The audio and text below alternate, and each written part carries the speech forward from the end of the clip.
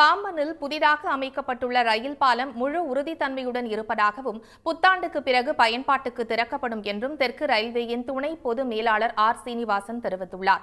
இந்நிலையில் அந்த பாலத்தின் செயல்பாடுகள் குறித்து விவரிக்கிறார் பாம்பன் பாலத்தின் செயல்பாட்டு பொறியாளரான தினேஷ். பாம்பன் பிரிட்ஜோட கண்ட்ரோல் ரூமில் இருக்கும், பிரிட்ஜ் ஆப்ரேட் பண்ணக்கூடிய கண்ட்ரோல் ரூமில் இருக்கும் சார். இதுதான் பிரிட்ஜ் ஆப்ரேட்டரோட ஸ்க்ரீனு. இதை எப்படி ஆப்ரேட் பண்ணுறாங்க அப்படின்னா த்ரூ கண்ட்ரோல்டு ஸ்கேடா மூலமாக தான் நம்ம ஆப்ரேட் பண்ண போகிறோம். ஸோ இது ஃபுல் சிஸ்டம் மானிட்டர் பண்ணிகிட்டே இருக்கும். ஸோ ஆப்ரேட்டருக்கு பெரிய வேலை எதுவுமே கிடையாது.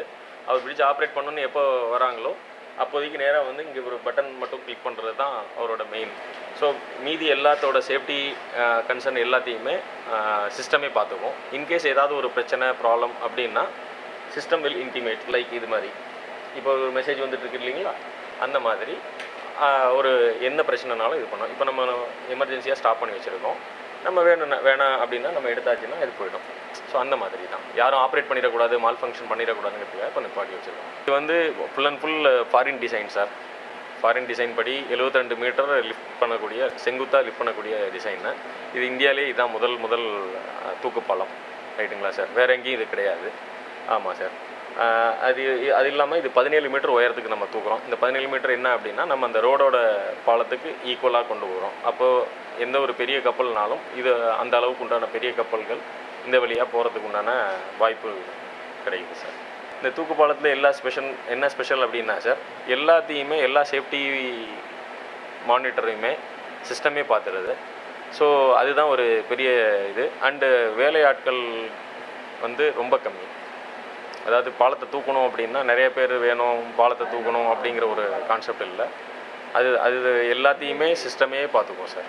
ஸோ அதுதான் சார் ஒரு பெரிய அட்வான்டேஜ். அதை மேனுவலாக தூக்குறதுக்கு 3/4 மணி நேரம், ஒரு 16லேருந்து 30 பேர் அதை மேனுவலாக சுற்றி, அதுவும் முழு அளவுக்கு தூக்க முடியாமல் இருந்தது. அப்போ பெரிய கப்பல்கள் போக முடியாமல் இருந்தது. இது 17 மீட்டரை வந்து ஒரு 5 நிமிஷத்தில் தூக்கிடும். ஸோ இது விரைவிலே தூக்கிட்டு கப்பலுக்கு உண்டான வழிகளை சீக்கிரம் செய்யும். அதே மாதிரி கப்பல் போனதுக்கப்புறம் திரும்பி நார்மல் ஆகிட்டு ரயில் போக்குவரத்துக்கும் சீக்கிரம் பண்ணலாம் சார். அந்த ஸ்டெபிலிட்டி வந்து இதில் ஜாஸ்தி. மோட்டர் வந்து 250 கிலோவாட் மோட்டர் நம்ம யூஸ் பண்ணி கியர் பாக்ஸ் மூலமாக கனெக்ட் பண்ணி அந்த கியர் பாக்ஸை ரொட்டேட் பண்ணதுக்காக தான் அந்த மோட்டர்.